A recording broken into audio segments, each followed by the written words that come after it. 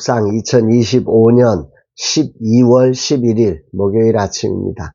오늘은 전도서 5장 13절로 17절 말씀을 통해서 근심이 나를 어디로 데려가는가, 이런 제목으로 말씀 묵상의 은혜를 나누겠습니다. 오늘은 내일 있을 2026년 목회계획 세미나를 최종적으로 준비해야 합니다. 세상이 가지는 변화의 속도는 따라가기 벅찰 정도입니다. 이런 변화의 시대에 목회 현장을 어떻게 섬겨가야 할지, 어떤 부분이 하나님이 원하시는 방향성인지 서로 함께 재점검해보고 각각의 교회에 맞춰서 목회를 한번 정돈해 볼 수 있는 그런 소중한 시간이 되었으면 하는 뜨거운 바람이 제 안에 있습니다. 목회 계획을 한다는 것은 각자에게 주신 사명과 비전을 오늘이라는 시대의 언어로 재해석하는 과정이라고 저는 개인적으로 생각합니다. 그리고 나에게 주신 하나님의 부르심과 은사가 무엇인지를 정확히 확인해서 선택과 집중을 이루어가는 이런 일들을 계획하는 것 아닐까 생각해 봅니다. 모든 사역자들에게 소중한 자기 점검의 시간, 또 자기 발견의 시간, 또 구체적 적용을 만들어가는 그런 시간이 되기를 소망합니다. 주님 준비하는 모든 과정에 기름 부어주셔서 모두에게 성령의 인도하심이 있는 복된 시간 되게 하옵소서 고백하게 됩니다. 이날 주님 어떤 말씀으로 인도하실까? 본문에는 앞에서 부를 사랑함이 만족함이 없고 오히려 잠을 해친다, 이런 말씀을 앞부분에서 하였죠. 오늘은 이어서 재물의 특징은, 문제는 해가 되도록 소유하게 된다는 것입니다. 적당히 소유하는 게 아니라 이게 소유하다 보면 끝이 없어서 결국 그게 자기에게 해가 되는 소유를 하게 하는 게 재물의 특징이다, 이렇게 말씀을 합니다. 13, 14절 내가 해 아래서 큰 패단이 되는 일이 있는 것을 보았나니 그 소유주가 재물을 자기에게 해가 되도록 소유하는 것이라. 그 재물이 재난을 당할 때에 없어지나니 비록 아들을 낳았으나 그 손에 아무것도 없느니라. 여기 주목해 봐야 될 게 패단이라고 하는 단어입니다. 이거 히브리어로 이것은 질병, 고통, 상처를 의미하는 단어입니다. 전도자는 해 아래서 재물이 우리에게 주는 질고, 고통, 상처를 보았다는 거죠. 그걸 발견했다는 것입니다. 왜냐하면 자기 분량 이상의 재물을 쌓다가 이게 어느 날 잘못되어져 가지고 전 재산을 날려버려 결국엔 자식에게 아무것도 줄 수도 없는 그런 모습들이 이 해 아래서 일어나더라는 거죠. 아니, 이 해 아래 구조는 그렇게 갈 수밖에 없는, 그런 무너질 수밖에 없는 구조적 모순을 갖고 있더라는 것입니다. 여기서 주목해야 하는 것은 그래서 해 아래서라는 전제, 그리고 해가 되도록 소유하는 것. 해 아래서의 특징은 만족함이 없고 자신에게 해가 되도록 자기가 원하는 것들을 소유하려는 욕망이 있더라는 거죠. 재물의 특징은 끝없이 더해서 자기에게 해가 되도록 소유한다는 것, 이것이 오늘 본문의 가장 중요한 핵심이라 생각합니다. 멈출 수 없도록 하는 거죠. 해 아래 방식은 이걸 절제할 능력이 해 아래서는 없더라는 것입니다. 그래서 결국은 고통과 질병을 가져오더라. 그래서 전도자는 16절에서 이렇게 고백을 해요. 이것도 큰 불행이라. 어떻게 왔든지 그대로 가리니 바람 잡는 수고가 그에게 무엇이 유익하라. 해 아래 방식은 더 재물을 축적하려는 이 수고, 아무 유익이 없는 큰 불행에 불과하다. 바람을 잡는 수고였다. 이렇게 정리를 하고 있습니다.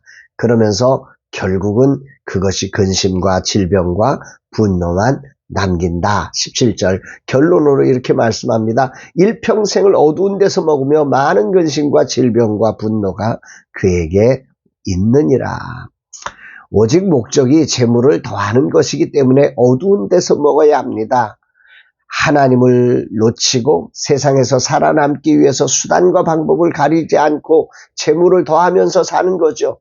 그 안에서 기쁨도 잃어버리고 관계도 깨뜨리면서 달려와 봤는데 남는 것은 근심과 질병과 분노밖에 없더라는 거지요.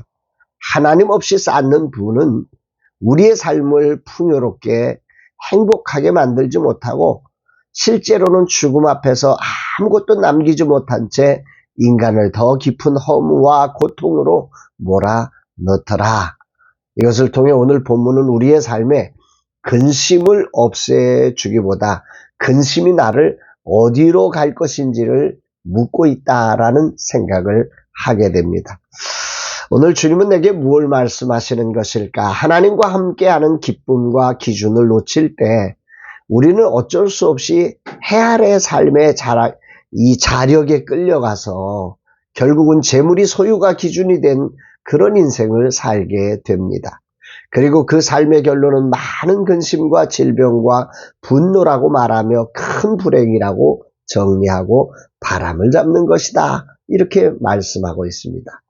왜 이게 큰 불행이 됐을까요? 그것은 일평생을 어두운 데서 먹으면서 얼마나 많은 수고했습니까? 얼마나 많이 근심했습니까? 그런데 바람을 잡는 것처럼 사라져버리고 그 결과로 그 근심으로 질고가 나타나고 가슴 속에는 화만 남아있으니 이게 얼마나 큰 불행이겠습니까? 우선은 날마다 말씀 앞에 서서 하나님의 기준을 가슴에 새기며 살아가는 그 삶, 그것이 우리 인생의 참으로 복된 삶임을 깨닫게 됩니다. 정말 제가 이렇게 날마다 묵상을 하고 이렇게 묵상을 나눌 수 있다고 하는 이것이 얼마나 큰 축복인지를 깊이 묵상하게 되는 아침이기도 합니다. 그러나 오늘 저는 절대적으로 부족한 선교의 재정으로 고민하고 있습니다.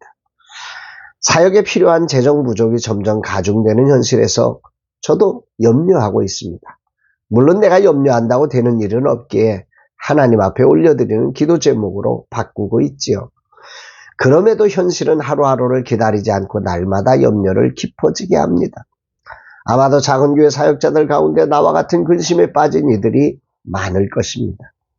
과연 나의 이런 근심과 오늘 본문이 해 아래서 하는 근심은 어떤 차이가 있을까? 이것이 오늘 본문이 저에게 주는 아주 중요한 묵상의 재료라 생각됩니다. 근본적인 차이는 해 아래서 재물을 쌓는 근심은 방향이 자기를 보호하고 확장하는 욕구에서 출발해서 결론은 질병과 분노, 근심만 남기는 일입니다.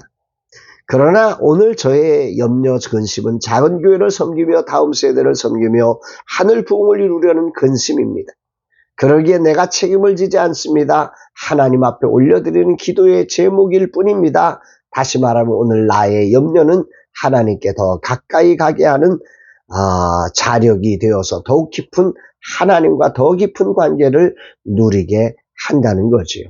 물론 이 자리에서 하나님을 놓치고 재물에만 끌린다면 저도 질병과 분노, 근심만 남는 그런 인생이 되어져 버릴 것입니다. 그러나 나는 이 순간 이 사건으로 하나님께 더 가까이 달라붙는 그런 시간으로 선용할 것입니다. 하나님은 이 자리에 거룩한 뜻을 가지고 저를 부르셨음을 저는 믿습니다.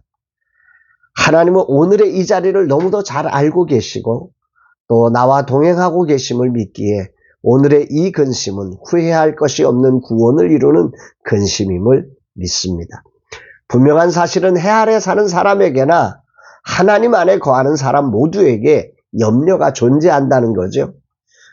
문제는 그것이 무엇 때문이고 그것을 풀어가는 방식이 어두운 데서 먹는 것인지 하나님 안에서 행하는 것인지를 이걸 우리가 분별해내야 한다는 겁니다.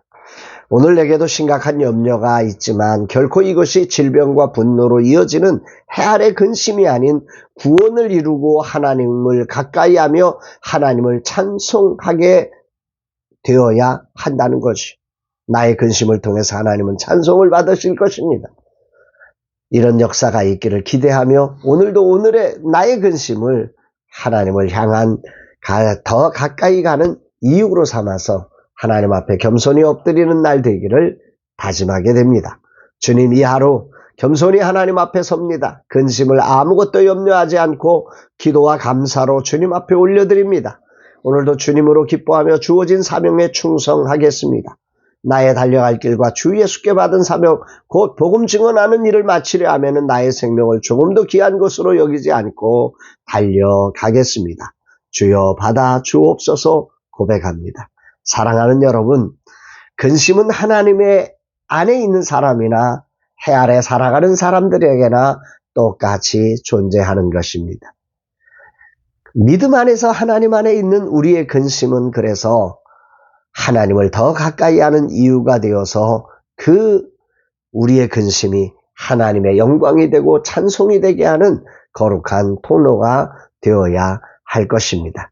저와 여러분들 안에 있는 근심이 하나님의 찬송이 되는 그날까지 믿음으로 기쁨으로 오늘을 살아가는 저와 여러분 되시기를 주의 이름으로 축복합니다. 사랑합니다, 여러분.